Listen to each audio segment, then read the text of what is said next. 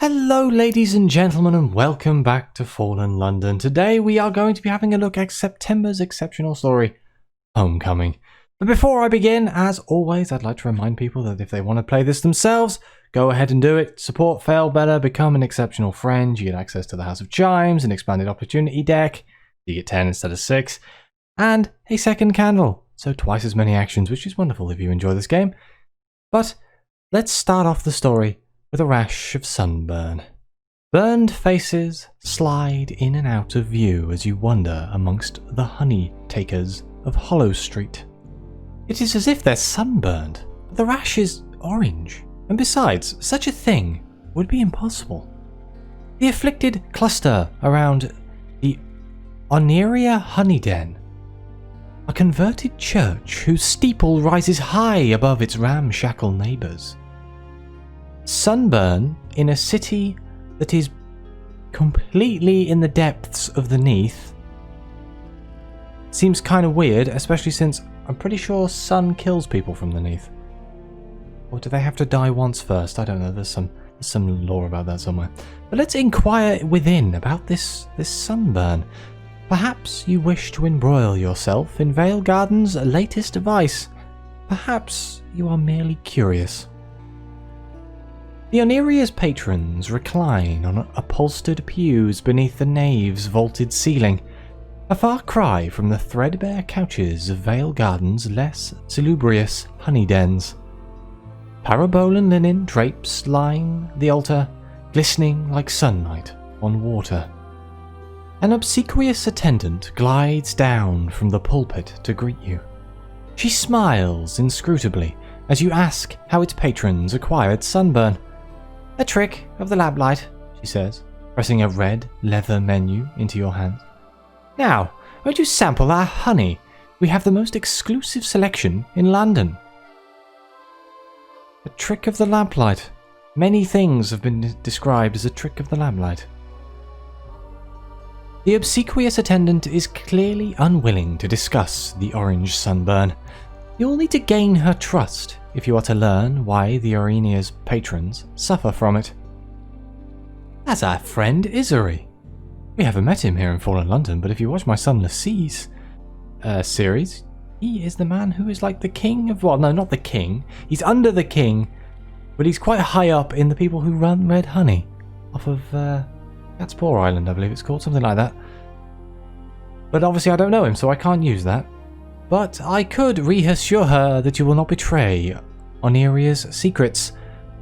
Why, you're a connoisseur of intoxicants, or you could be, as far as the obsequious attendant will ever know.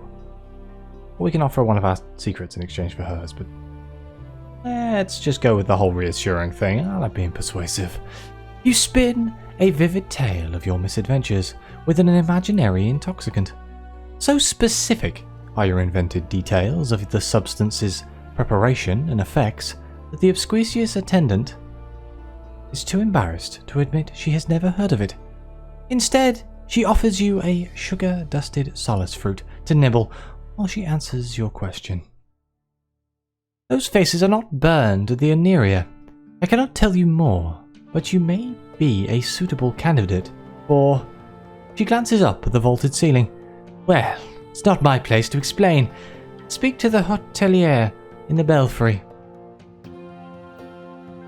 The obsequious attendant pulls a velvet rope beside the pulpit, and a bell chimes far above you.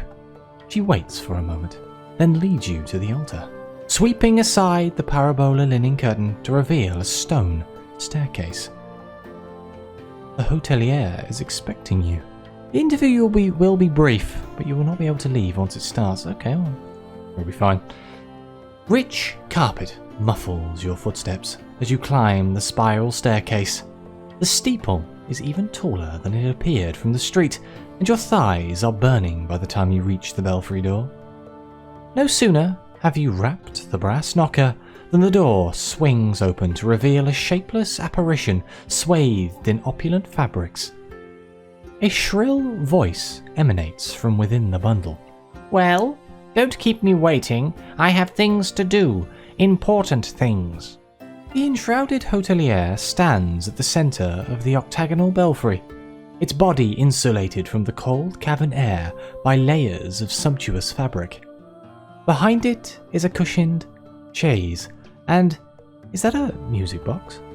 Hissing, the hotelier whips an embroidered shawl off the chaise and throws it over the contraption. Perhaps it is embarrassed to be caught with such a thing. So we can either approach the enshrouded hotelier, all the better to examine it, or we can look around the belfry. You can learn much about someone from their room. Let's look around the belfry. The belfry is an opulently furnished as the Aurenia's honey den beneath, with an intricately patterned rug and richly upholstered chairs. Against one pillar is a polished bureau piled high with neatly stacked papers. Beside the cushioned chaise and the hastily concealed music box is a delicate incense burner surrounded by brass bowls of aromatics. Each of the belfry's 8 walls is open to the cavern, and the false stars are clearly visible as they shimmer over the stalactites. "Don't stare too long," says the hotelier with a click of its tongue, "or you'll remember they're vermin." Now my curious here is this some form of one of the masters? Because they're the only things I know that shroud themselves in such a way. And the clicking of the tongue. Interesting.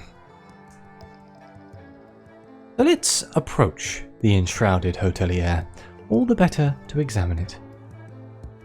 Beneath the enshrouded hotelier's embroidered vestments are a pair of spidery feet comprised almost entirely of toes. Each ends in a hooked claw that puckers the carpet as the hotelier shuffles impatiently before you. The scent of limes, and is that shampoo, emanate from the hotelier. But as you draw closer, ammonia catches in the back of your throat. When you are but 2 feet away, the hotelier's eyes bulge at you from within the folds of its many cloaks. It thrusts its face in yours. "I should have known it was you," it snaps.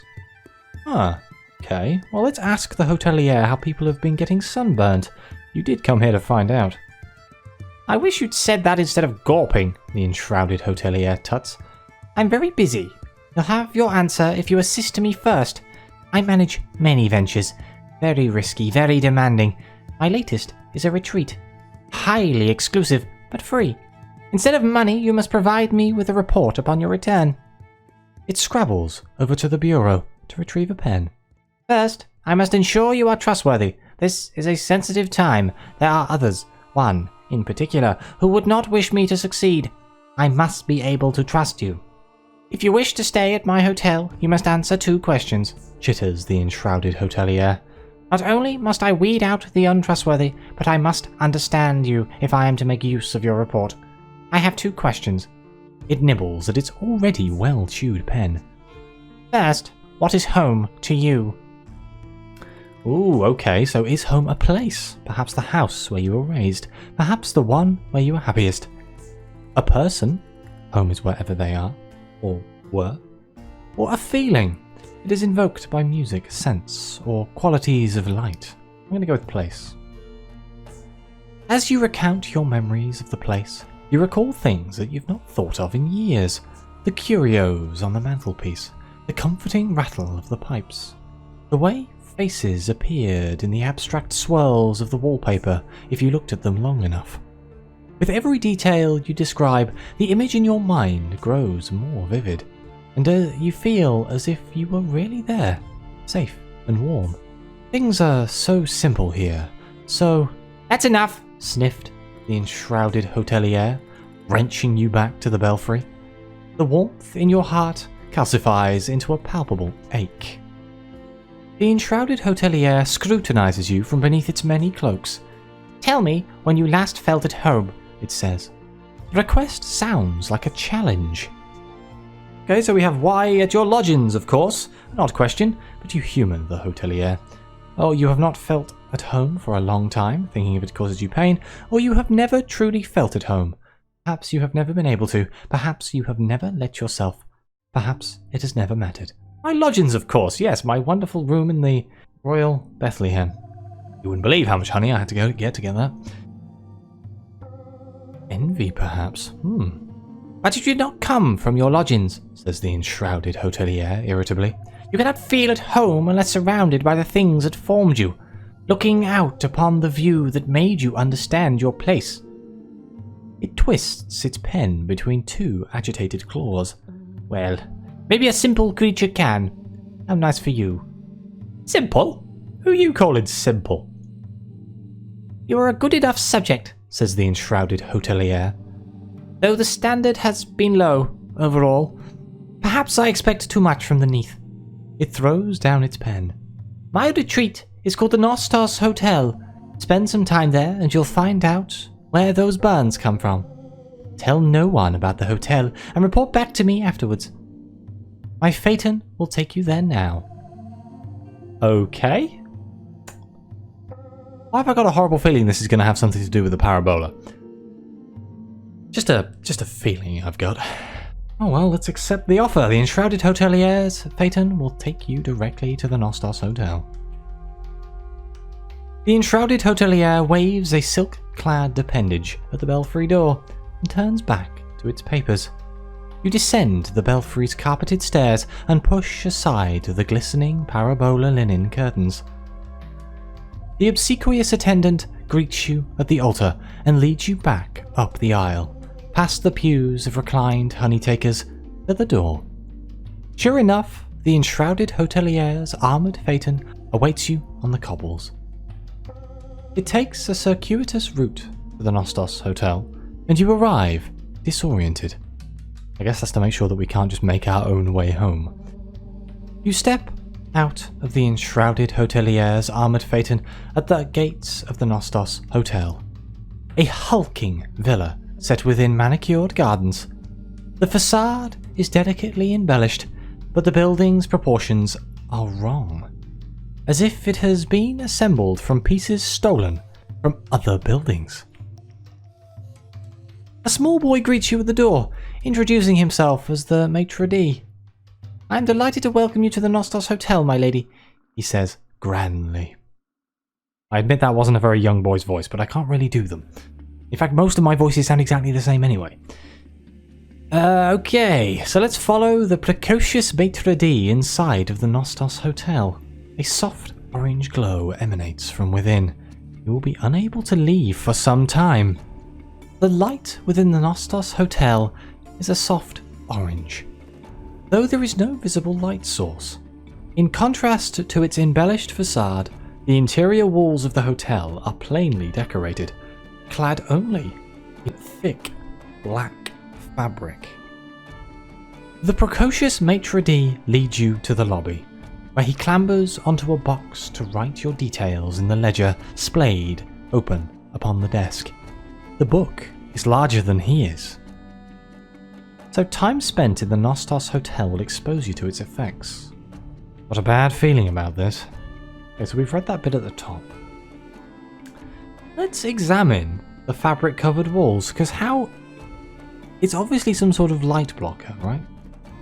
Your skin is not too distracting yet? Oh no. You sidle over to the dark doorway out of the precocious maitre d's line of sight. You run your fingers over the fabric until you encounter a loose seam. You work the stitches apart and lift the shroud away from the wall, revealing black basalt. Two glyphs are repeated across the smooth surface of the stone, a circle and a crescent. As you smooth the black fabric back into place, a fragment falls away from the lintel, revealing a crescent-shaped glyph on the stone beneath. The scrap of fabric is smaller than a handkerchief, yet it weighs as much as a bedsheet. You pocket it. Oh, it's bombazine. Okay. I don't actually know that much about bombazine. I know I've traded it before, but I'm sure there's some sort of interesting... In fact, it's called thirsty bombazine. Makes me think that it has some sort of absorption or eating quality. Sentimentality wells up within you, and your skin is warm, as if stricken by fever. We can either mingle with the other guests. They are congregated in the book-lined lounge. Oh my god, there's a lot of people here. It is daytime, of a sort, in the Nostos lounge. Somehow, a soft orange glow illuminates the guests' faces.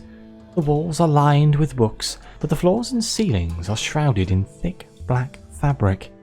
Well, let's see if we can talk to all of these people. Hopefully we can. Speak with the salt-addled Zayla. He stares into the distance as if watching for something you cannot see. The salt-addled Zayla stares into the distance. The salt lions, he croaks, across the undersea. He turns his weather-beaten face to yours. The lions are made of sphinx stone. The unmakers mine it. One day the lions will be no more, but until then, he trails off. I took the sphinx stone where it was needed. I asked no questions, but when the hold was heavy with slabs of stone, my ship felt different. Sometimes the stones wept. Sometimes I wept. He draws a ragged breath. It was the happiest I have ever been.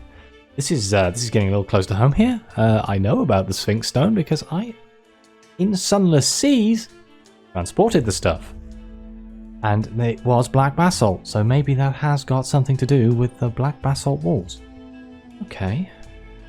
Ask the nervous bibliophile what she is studying. She is seated on the floor, surrounded by books. I have a 100% chance. Oh dear, this is actually pushing up the thing, isn't it? I'm not the sort of frequent honey dens, the nervous bibliophile whispers, but I'd heard rumours about this place. I'm researching the second city. You know, one of the cities that fell before London? Its people used glyphs for writing and built incredible stone edifices, and she casts a nervous glance around the room. The masters were held there for some time, against their will. I thought the Nostos was connected to it somehow, but none of these books even mention the second city. She gives a resigned shrug and offers you a trinket from her bag. For luck, she says. We've got a relic of the second city and 2 intriguing snippets. But we are overwhelmed with longing for home, and there is something terribly wrong with your skin. Yes, I'll have to come back here later. So we can either retire to the room. It is but an approximation of home, but it is yours for now. Or we can step through the door with the carved lintel. Or we can request medical attention. Let's talk to the maitre d' about this, see if we can get some sort of attention here. Skin is as it should be once more. The precocious maitre d' takes one look at your face and ushers you into a back room. Cosmogon burning, he says, climbing a ladder to retrieve a black cloak. It's a risk, the way Nostos is built. Sit down, please, so I can reach. Thank you. This cloak. He swishes it about your shoulders and pulls the hood over your head. It's thirsty bombazine, like the wall shrouds. He waits for a moment, then removes the cloak, taking your pain with it. See how it's much heavier now? He says, letting you test its weight. It's absorbed all the light from you. He replaces the cloak and returns to work. Interesting. So the bombazine is deadening the power, but obviously not enough to nullify it. Let's retire to our room. Curl up on the bed. The solitude may assure you of your homesickness. In the soundless dark, consider your feelings.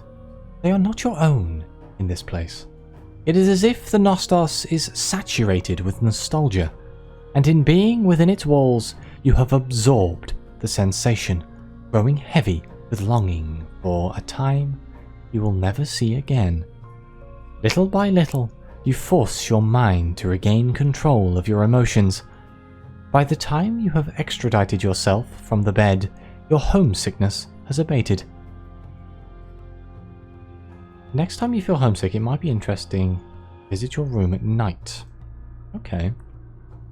Let's have a look around my own room and see what's here. You peruse the drinks cabinet for something to sip while you explore, and retrieve a suitable bottle. You run your fingers along the fabric-clad walls of the windowless room. A cursory examination of the doorway reveals stone walls over a foot thick. You turn your attention to the dressing table, noticing with a clench of your innards that it bears a tiny oil painting of the place you described to the enshrouded hotelier. How very strange. We can luxuriate in the smell of incense. It is confoundingly similar. Or we can examine your skin in the privacy of your own room. Let's use incense. What does that do? You cannot place the scent, but it scarcely matters. As soon as it fills your head, you are swept back through time as if caught upon a warm wave. For a moment, you savour the sensation, but then the wave recedes, and you are left stranded, acutely aware of the distance between now and that comforting past. Let's examine your skin in the privacy of your room. It's not as it should be. Peering into the mirror above the dressing table, you see a glowing face stare back. It is as if something is burning underneath your skin. Indeed, when you gingerly touch your cheek, it is warm, as if you were suffering from a fever. Let's go downstairs. Day and night feel different in Nostos. Perhaps there is a way to move between them. Well, let's mingle with the other guests again. We've talked to the Zayla, we've talked to the bibliophile. Let's share a drink with a languid bohemian. She is a seasoned honey taker. You recognise her from Oneria. She's going to steal my bottle of Greyfields. Divine, says the bohemian, stretching her legs out along the couch as she sips. You came here from the Oneria too, didn't you? It's true what they say. Mr. Spices truly is the only reliable source for dreams. Although one grows weary of dreams, I adore honey, of course. Visiting Parabola, walking under that orange sun. She waves a hand dismissively. But I feel something else at Nostos. A sense of home. No, a longing for home. I can't quite grasp it, but that's what makes me want to stay. As if one day I will be able to. My skin's glowing again. I was wondering if we could actually look in the mirror with our new skin. Because our skin is not too distracting, so maybe we've just used too much. Oh, we've run out of homesickness, maybe. Downstairs again. I want to talk to everyone, you see. We have a chancy challenge to speak with a seasoned tourist. He blusters about his travels, clearly eager for an audience. The seasoned tourist holds forth about his travels. He's been to the cavern roof more times than is truly advisable, and even lost an eye on the Bugsby Marshes. Though he clearly relishes your attention, he will not be drawn into conversation about the Nostos. Try again. There we go, we succeeded. Your face, the seasoned tourist says, squinting at you with his good eye. You look rather well-travelled yourself. He lowers his voice. Have you seen it too? The skin of the sun? I thought of nothing else since I took some honey and saw it up there in the parabolan sky. Although I heard it wasn't a real sun, just a disc of cracked glass built to make Parabola feel like home. He sighs. I've seen what happens to people who take too much honey, but I want to see that sun again. It's why I'm here. Definitely has something to do with the parabola. We can't reminisce with the wistful dowager. We haven't spent enough time here. Let's go to the lobby. My assumption is we swap from day to night by walking through the carved lintel door. Let's speak with a precocious maitre d' first. On the contrary, my lady, says the precocious maitre d', smiling placidly at you. There is little I could learn in school that would be as useful to me as mastering this trade. Besides, children are uniquely qualified to work at the Nostos Hotel. We are less susceptible to its effects. He averts his gaze. I appreciate your concern, but I am very fortunate. The hotelier has been most generous. My parents spent all their time and money in its establishments. Were it not for its offer, I would be on the streets. He will not discuss this matter further. Oh dear, my skin's condition is so severe that you must attend to it immediately. Cloak me, my dear fellow. There we go. See how much heavier it is? Okay, so we step through the door with the carved lintel. As you step through the door, the orange light dissipates, leaving you in total darkness. When you look behind you, the doorway has vanished, and you can no longer see the lobby. You reach out and touch the walls, but only feel cold air. It is as if you are in a tomb. You take one more step into the darkness, but your foot falls on carpet. You are back in the lobby, now bathed in the burnished red light of sunset. It is as if it is nighttime, though such a thing should be impossible. And I'm afraid I'm going to have to end this episode here. This is a very intriguing story, I love it. Any insights, any expanded lore, I'm more than interested. Please leave me a comment down below. Please like, subscribe, let me know what you think. Your comments are greatly appreciated. And as always, I'll see you next time.